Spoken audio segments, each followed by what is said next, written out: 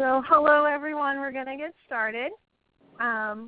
Thank you for joining us today. My name is Stacey Forrest and I serve as Youth Coordinator for the Parent Information Center of Delaware.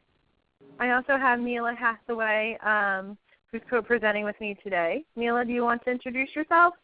Hello everyone, thank you for joining our webinar and our audio conference. I'm a parent consultant for the Parent Information Center of Delaware, and I am in the Georgetown office. Awesome. Today's webinar is Going to College, an overview of Delaware Technical and Community College Georgetown Campus Disability Support Services. For your information, all participants will be muted during the webinar to cut down on background noise.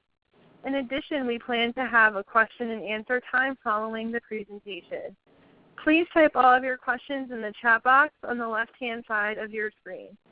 This webinar will be recorded and will be available pretty soon for your review. Now it is my pleasure to introduce our presenters, Ms. Carla Tingle and Dr. Matthew Zink. Carla Tingle has been a disabilities support counselor at Delaware Technical Community College for the Owens campus for over 2 years. She has been working with students with disabilities for the past 6 years at the post-secondary level, working as faculty and staff for testing, tutoring, adjunct instructing, and coordinating the Division of Vocational Rehabilitation Support Enrichment Tutoring Classroom. Carla is also the accommodations specialist for the University of Delaware's Associate of Arts program at both Owens and Terry campuses. She coordinates services for the university students taking courses at the Delaware Tech facilities. Carla received her undergraduate degree at Delaware Tech and Delaware State University and continues her graduate work at Delaware State University in social work. We are also joined today by Dr. Matthew Zink, who serves as the coordinator for disability support services at Delaware Technical and Community College, Georgetown. Thank you, Ms. Tingle and Dr. Zink, for being with us today. Thank you. It's our pleasure. Yeah. Okay. All right. First, Dr. Zink and I will give you an overview of disabilities. We have to do just an introduction on what we at Delaware Tech offers for students. Mm-hmm. So the first thing we'll do is introduce ourselves as our participants. Sure. This is my second year at Delaware Tech, and I'm having a great time doing so. I'm at 21st year in education, most of that time in the K-12 setting. I span that time within administrative positions, teaching positions, advanced placement, U.S. history, government and politics. I was the Dean of Academic Affairs for St. Thomas More Academy for over 5 years. I was an instructor there. I spent 13 years there. Prior to that, I was a middle school teacher in Delaware and in Maryland. So I started my career in Aberdeen. Most famous for the proving grounds and hometown to Cal Ripken from the Baltimore Orioles, which was a big highlight. Taught 6th grade social studies there, and indeed, I look back at that time, and every bit of time that I've spent in the classroom, I use here at Delaware Tech within not only the position for disability support, but for all of our students who come.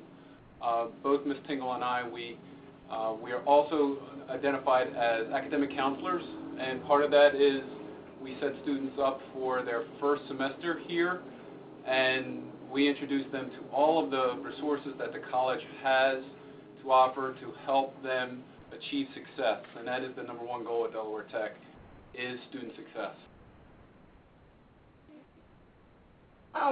In order to access our services, you can log on to the website, www.dtcc.edu/students-resources, and you can click on the Learning Support and you will find Disability Services.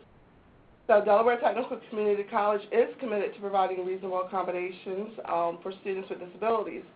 They could include auxiliary aids or accommodations that would not alter a fundamental requirement of our academic programs.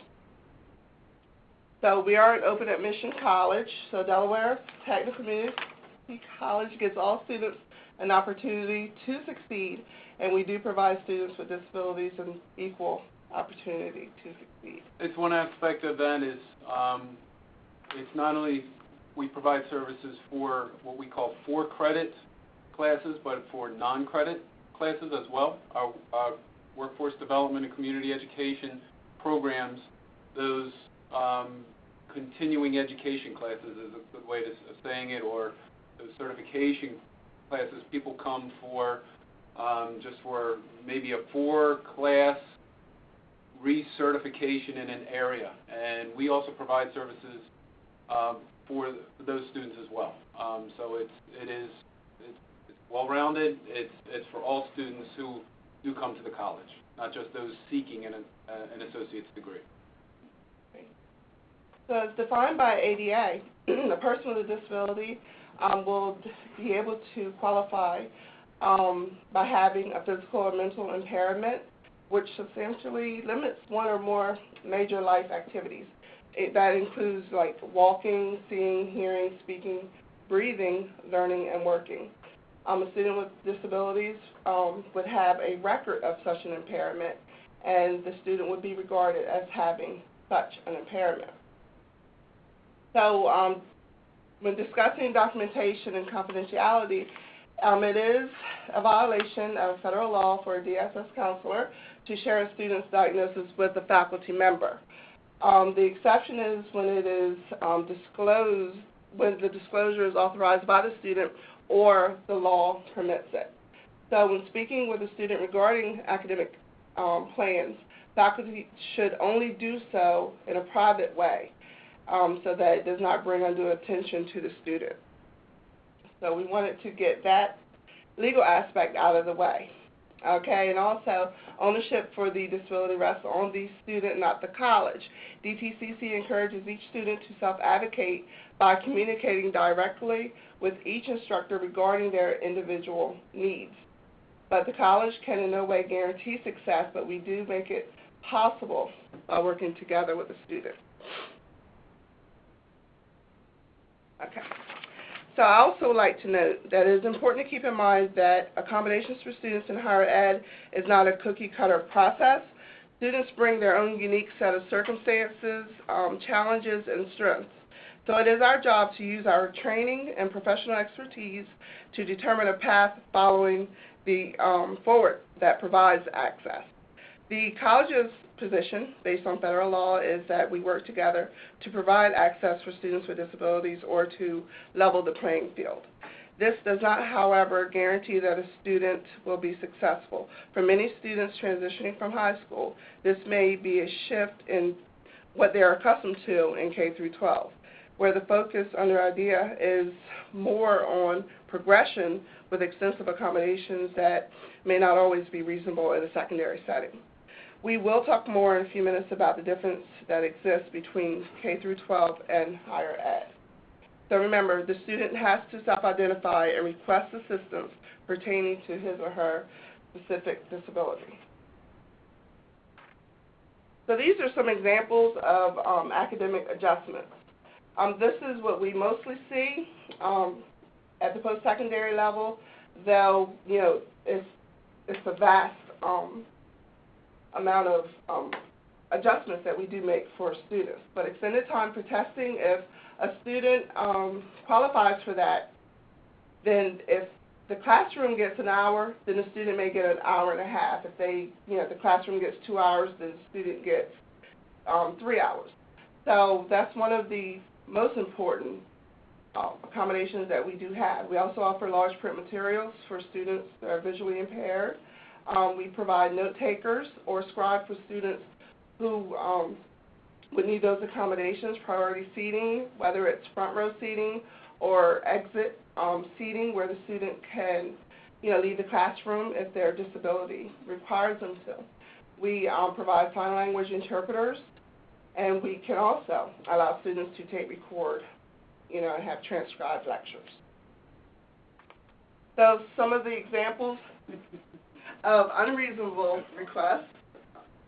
One thing that we just want to always, it's a great way to differentiate between reasonable and unreasonable is the reasonable requests come in the form of classroom accommodations and or test accommodations. And that's the general categories. And Carla read a few of those samples from various classroom and testing settings from that previous slide. What we have in front of us are some unreasonable requests. The college does not provide personal aides or attendants. Now, we do have students who do have such individuals, but they are not provided by the college. They're provided from external sources, from the student's family themselves. Oftentimes, whoever is in a classroom setting that is a representative of the college is in the form of a note-taker and or scribe, but that is all that person can do. They are not able to, like in the second bullet, there's no personal attention given to the student, such as feeding a student, anything regarding medications, anything regarding personal hygiene and such, or medical accommodations, medical supplies. All of that is indeed hands off, and that is per federal statute. Assistance with wheelchair. Most of the time, our students in wheelchairs do so. They're coming to us from largely the state transportation via DART, and they're getting onto DART, getting off of DART buses, and they're doing it on their own, largely by the mechanized wheelchairs that they have. There's no escorting students. We do not diagnose disabilities. That is not our job. That service is done obviously in a medical situation outside of campus. Providing care for service animals, that is most definitely something that the college does not provide as well. We do not act as proofreaders. We do not, those people who are sitting in classrooms as note takers or scribes. The difference between a note taker and a scribe: a note taker is taking notes for the student who may indeed have processing or maybe even dysgraphia issues that they cannot take notes for themselves. That they are taking notes as if the note taker, him or herself, is sitting in the class. They are doing the notes for the students. If the class breaks away from a lecture-based delivery method, then that note taker is indeed hands off. If the class dictates in terms goes into group setting, goes into group work, the note taker does not follow the student to that group work. The student has to uphold the standards of not only of that group, but of what the rigors of what the class demands.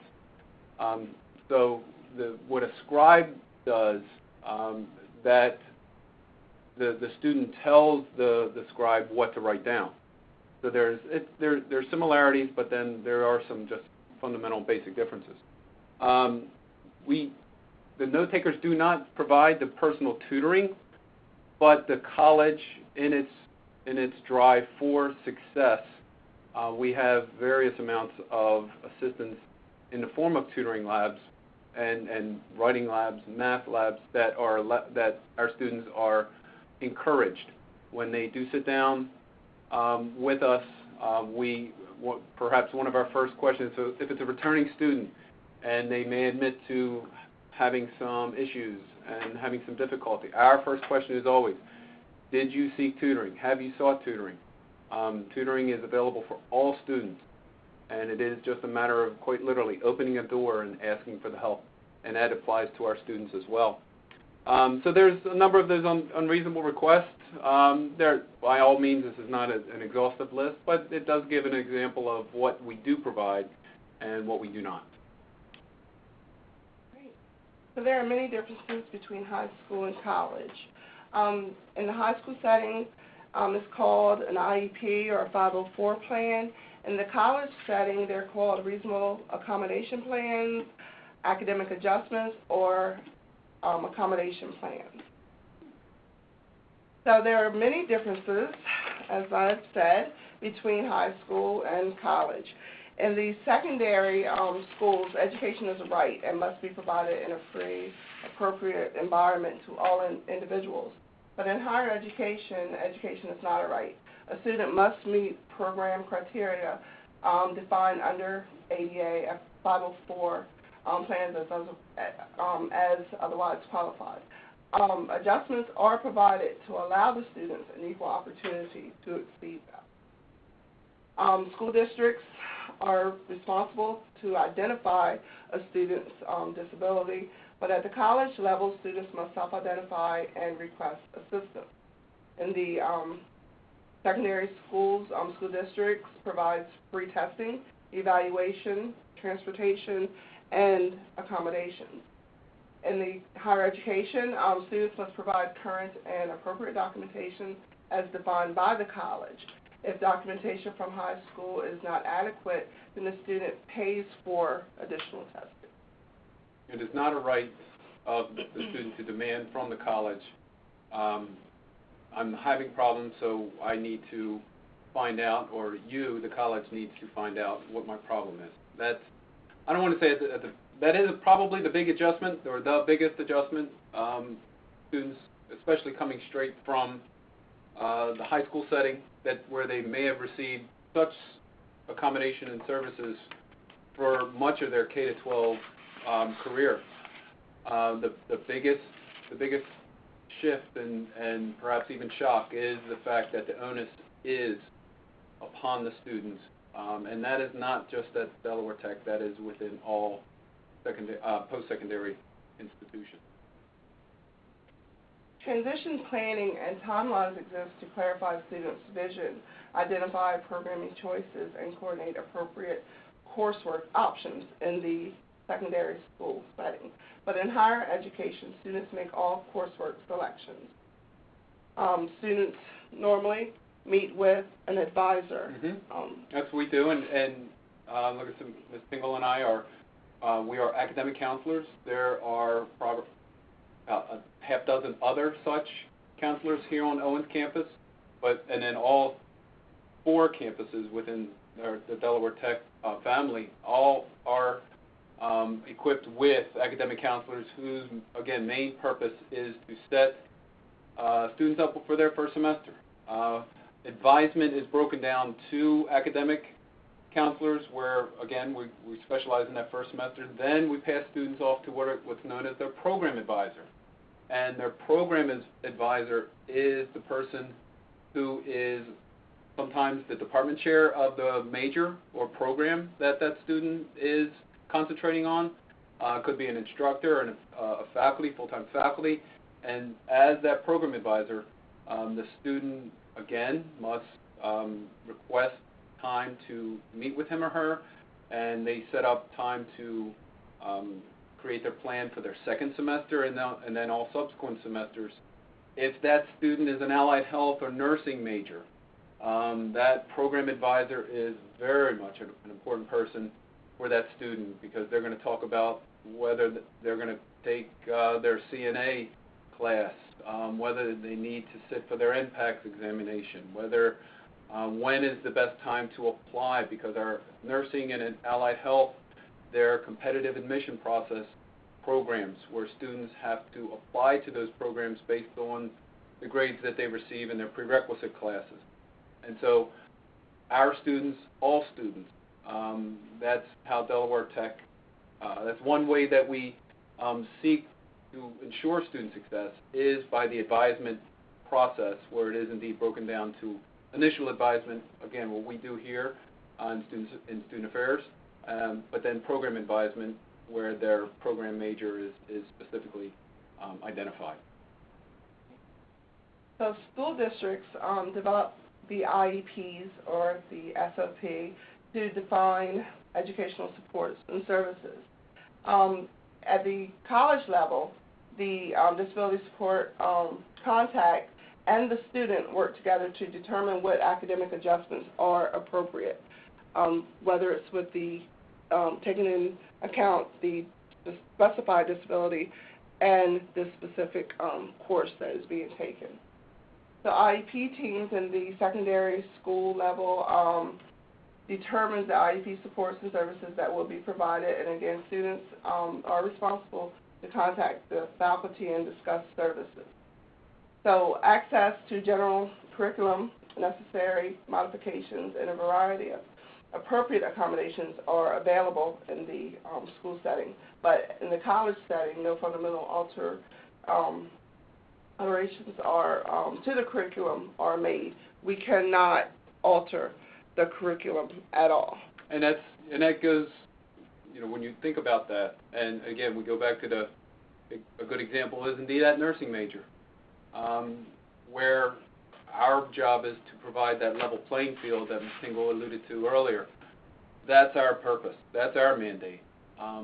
We would not want to have any nursing student who is in charge of our care, our family's care, of someone who maybe had an abbreviated program, and that's, you know, again, a big shock or adjustment that students out of high school have to take when they're coming to college, where perhaps in high school their test, they only did the odd number of questions on their test, or they were only restricted to perhaps multiple choice and true-false type tests. That is not the case in college. Our students must, they have to prepare, train, and prosper just as all students do in order for us to be, for those students to be awarded a Delaware Tech Associate in Arts degree or diploma or certification, whether it is workforce development programs and such, that they're walking away with the proper training, and it goes to the integrity of the class, the college, and everything that we offer in terms of preparing those students for the workforce where those demands are mandated. Some other differences between high school and college. In the secondary school system, school year is from September till June. In the higher education, the school year at Delaware Tech is, for the fall semester, it would be August through December. For the spring semester, January through May, and May through August is the summer semester. These semesters are what a high school student would consider a year. So where the major semesters are typically the fall and spring semesters, oftentimes our summer is not as demanding. Oftentimes students will decide to work for employment and such during the summer. Our summer semester is, we have a separate sort of semester that's called Maymester that has been ongoing and will continue to go for this until approximately the second week in June. But the main summer semester is about to start this Tuesday after Memorial Day, which is next week. So we're approaching our summer semester, and the number is just always the less demand. We don't offer as many courses. It's just not as demanding. But in terms of the idea that the students are afforded the opportunity to take summer classes. So where the main office exists as the center of the activity for schools K through 12, in the higher education, students are responsible to know where to locate information, assistance, and tutorial support. We have different places where a student would be able to access, say, academic advisement. It's not located in a central area. Students would have to be able to make an appointment to see me, say, or Dr. Zink. They would have to make an appointment to schedule tutoring in the tutoring lab. Students are not, they will have to be flexible, and I've had issues with that in the past where students, because in high school they go to one place and they get everything taken care of. Right. The student is questioning, why do I have to go here, here, here? Why can't one person take care of everything? Right. And that's not the case in higher education. Same thing with testing. It's upon the students themselves, even students in the general ed population as well, to arrange to have the instructor take a test if it's a paper test, or at least have access to a test if it's a Blackboard online-based test in our testing center. The onus, again, is upon the student to make that contact with his or her instructor, denote the time that they're going to be in the testing center. I often tell students, again, those coming straight from the high school setting into college, that you're turning a page in your life, and it is now where much of the services you could sit back and have those services provided to you in that K-12 setting. As a college student, you are your best advocate, and you have to self-advocate. We're here to help you, but we will not track you down. We will not. We'll send you reminders. We'll do all of that. But you have to be your own advocate, and students do find out.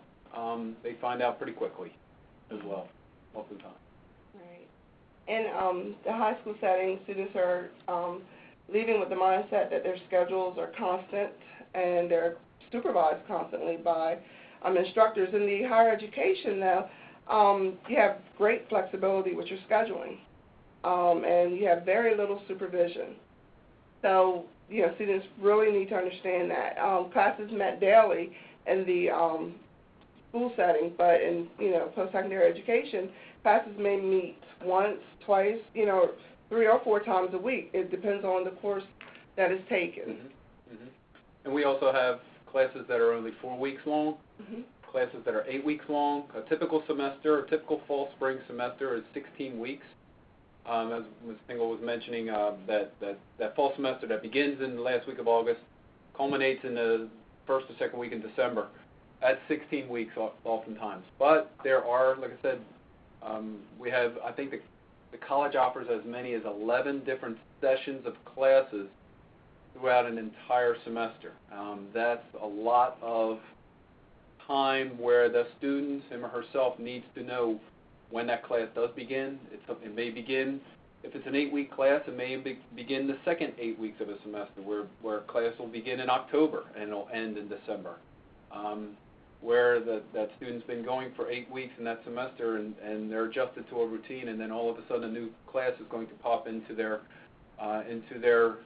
routine, into their schedule, and well, that's the schedule that they made, and they have to now adjust to a new routine where a new class is coming online. And the K-12 attendance is taken, but in the higher education, attendance policies are at the discretion of the instructors or the college. So when we discuss financial aid does require attendance for students, but it's not like instructors are going to just check off if you're there every day just so that that you have perfect or adequate attendance in the classroom. Mm-hmm. For such purposes, if you can be considered a no-show in classes. Indeed, and that's basically equivalent to a failing grade. Mm-hmm. And Ms. Tingle was mentioning that has a direct impact upon whether or not a student will continue to have financial aid for that next semester. They could be placed on what is called, they could be placed on academic or financial aid warning, or the next step is then probation, and then they may have the inability to obtain financial aid. So there's many pitfalls, but then at the same time there's many opportunities to come out of the hole that they may have dug themselves into, and again, with the guidance and advice that we do here in the Advisement Center, again with their program advisor as well, that's what our job is, to help that student as best as we can, and that is true for all personnel here within the college. So guidance counselors and other staff schedules support services for students. Here we have disability support we have an office, which Dr. Zink and I run. So we arrange for classroom and testing support services after we've connected with after the student has connected with us. Students may need to apply for services like the Division of Vocational Rehabilitation, DVR, for additional services and other equipment. And we do work hand in hand with the folks from the States. Down here in Georgetown, they're quite literally right across the street from us. Mm-hmm. And we have a wonderful, wonderful working relationship with the office. It's mutual. We call them, they call us, and cannot say enough wonderful things about the services that DVR provides for the citizens of Delaware. So just remember, in higher education, it's the student's responsibility for setting up and following through with all their, with their schedules and their study times. Classes are held at many different sites on campus. It's not just one building, generally. On the Owens campus, we have quite a few buildings that a student may take a class in. Class times vary from 50 minutes to 4 hours. Classes meet less frequently, impacting access to instructors and, assistant classes. And college staff responds to concerns raised by students. So the student is the adult with all of the decision-making authority. Parents' permission is not required. So I know in the K through 12 arena, daily contact with teachers and support staff, parents have that. But and the parent's permission is required until the student is 18 years of age. But the student is responsible for the housing, transportation, tuition, books, and supplies. We have what is called FERPA. Mm-hmm. It's the Family Educational. Right, it's equivalent to what. It's equivalent to maybe what the medical field has in terms of HIPAA laws, but it's largely, you can just call it for privacy. Right. And no matter how much a parent may want to know the progress, the grades of their child in our classes, we simply cannot divulge that information to that parent unless that student has authorized previously, given us the ability to release that information. And if that student has the ability to just specifically identify the people who we can divulge the information to. So if it's, if the student allows for one parent and not the other, and we get a phone call from that other parent, we cannot divulge, even though the student may have indeed given us the FERPA, what we call the FERPA release. To do so, it is individual specific. So we take that, the entire college takes that very, very seriously in all aspects, whether it's registration, whether it's in admissions, whether it is in financial aid, as well as in academic and program advisement as well. So it's a very important part, and again, another difference in the K-12 setting versus the higher ed setting. And in our office, the Disability Supports Office, we have what is called the Release of Information form. So the student would tell us who we are allowed to talk to concerning their specified disability and academic plans. But we are not to call out, but if a student or a parent was to call and they were on the Release of Information form, then we can discuss certain adjustments. What we cannot do is, what we do not have access to are the students' grades and that sort of thing, so we wouldn't be able to answer those questions at all. So as far as self-disclosure goes, you do not have to explain anything to your instructors or other people on the campus, and the details of your disability will not be disclosed without your consent.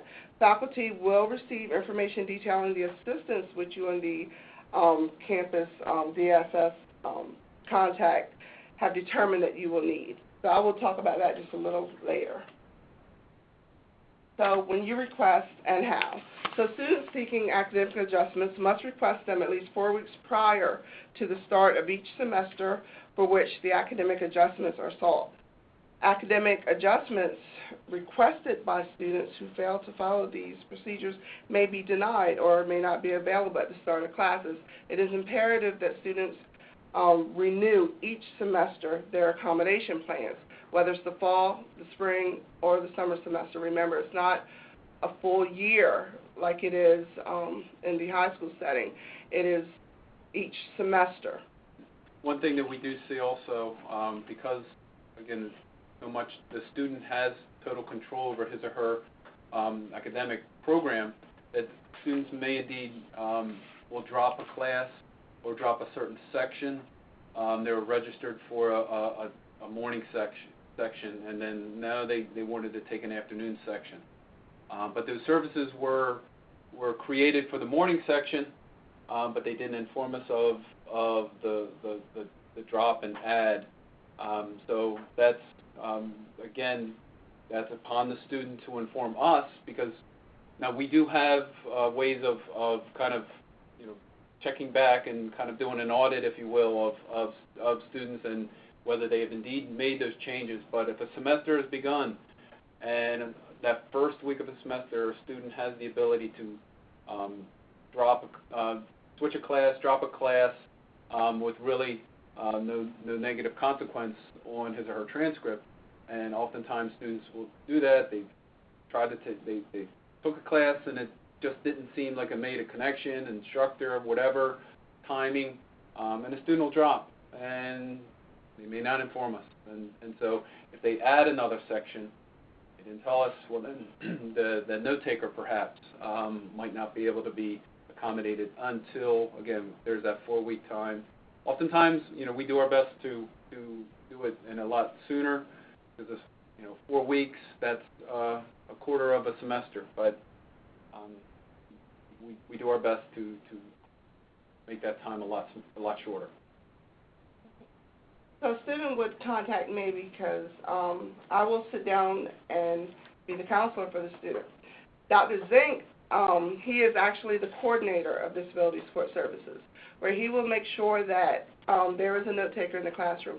He will, in a sense, order the sign language interpreters. He supervises the support staff in this way. So you will meet with me in order to sit down and come up with a plan, but keep in close contact with Dr. Zink as far as, you know, getting a note taker or any other. And if there's any issues with that note taker, the note taker herself is, I mean, if it indeed is a night class, I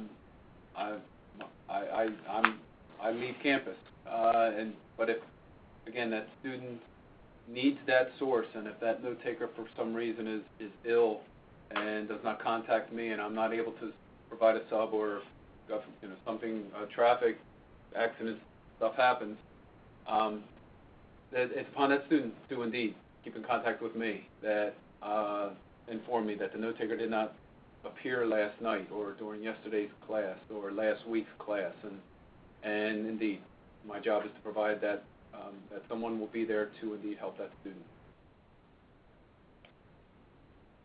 So when you need accommodations, you will schedule an appointment with me. We do at the college accept IEPs, 504 plans, transition plans, psychoeducational evaluations, vocational plans, and medical documentation. So the student and I, or Matthew if it comes to it, will come together to discuss which academic adjustments are appropriate for the student's individual situation and coursework. So a copy of the reasonable accommodation plan will be given to the student at the conclusion of the meeting. So the SS staff will notify faculty and campus offices to let them know of the academic adjustments that were provided.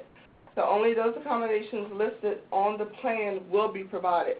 Faculty are not allowed to give additional help unless they're offering it to every student in the classroom. So remember, the goal is to assist, to make class accessible for the student, not to provide an unfair advantage.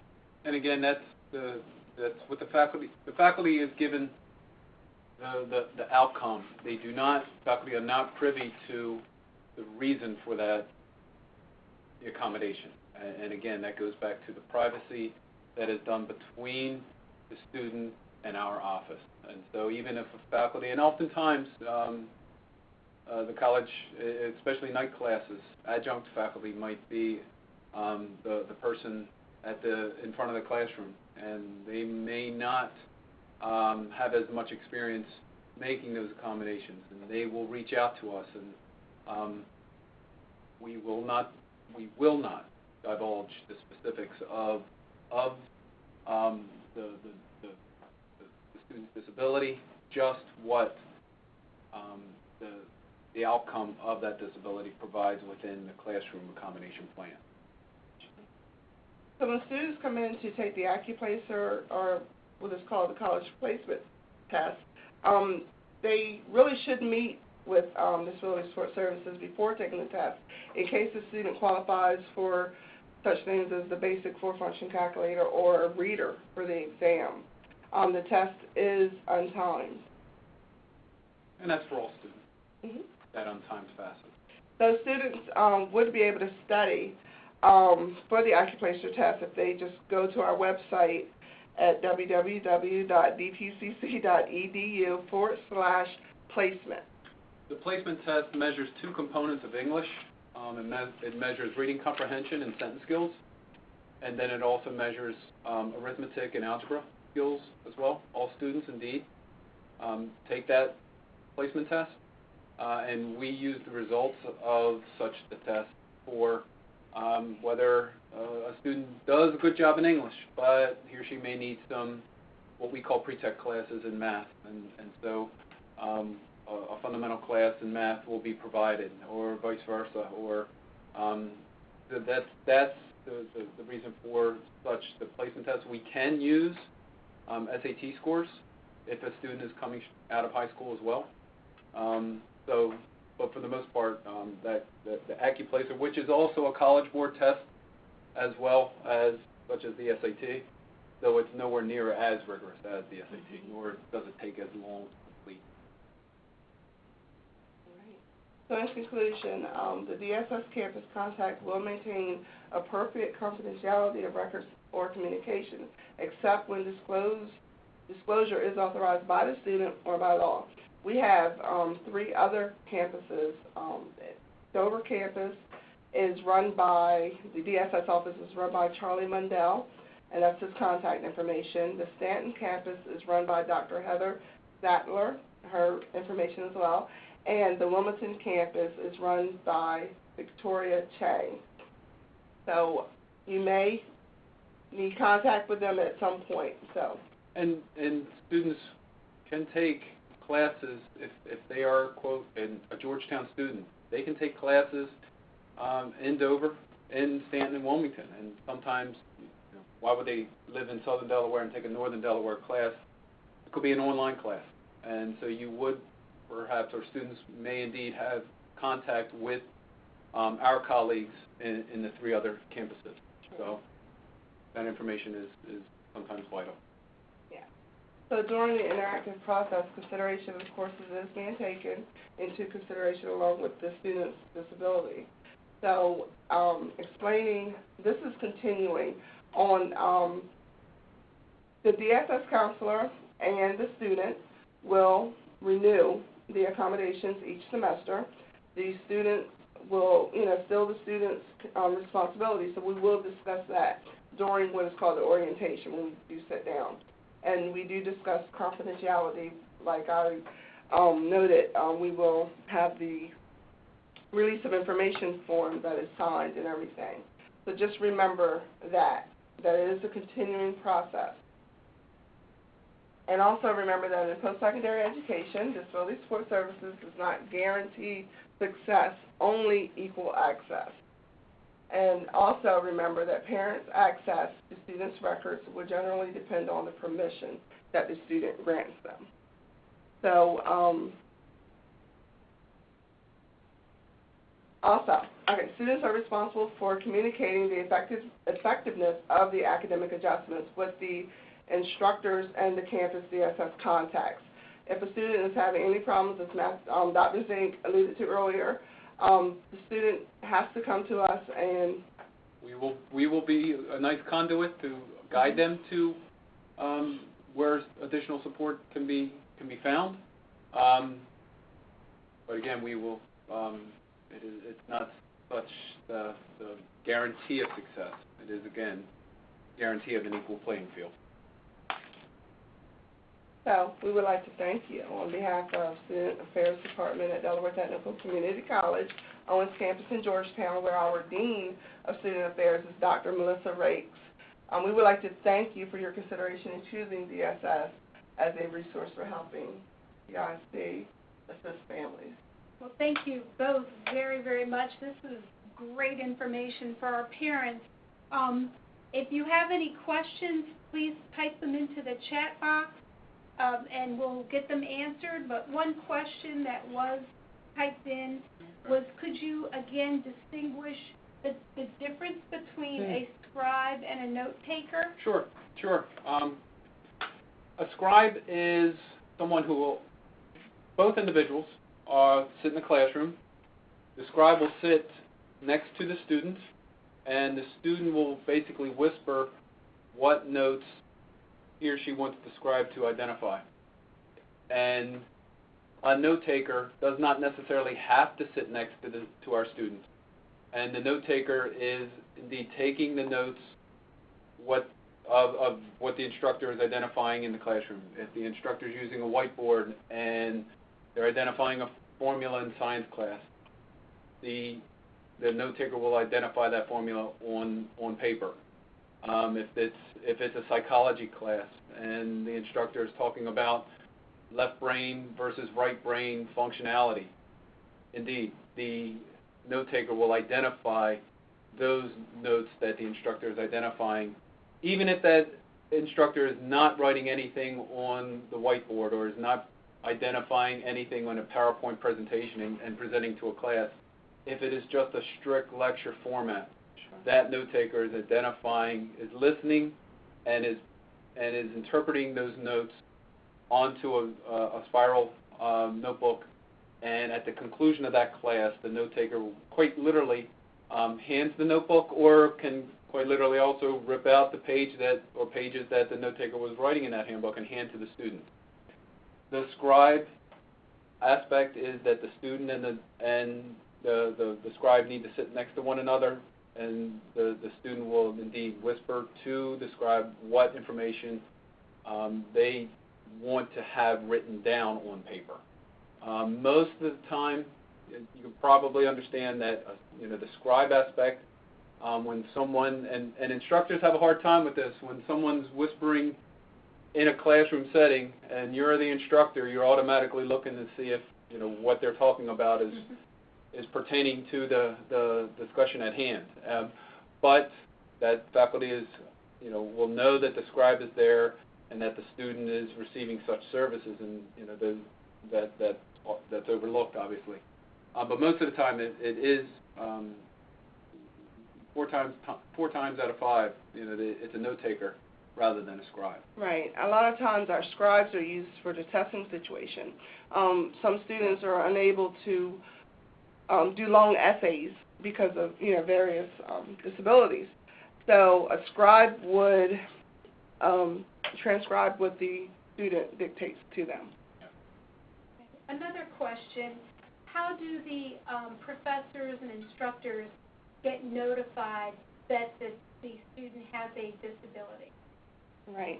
I will come up with a reasonable accommodation plan with with the student and I, but I will put together the plan, and it will be sent electronically to the instructors. The plan just checks off what the student is allowed.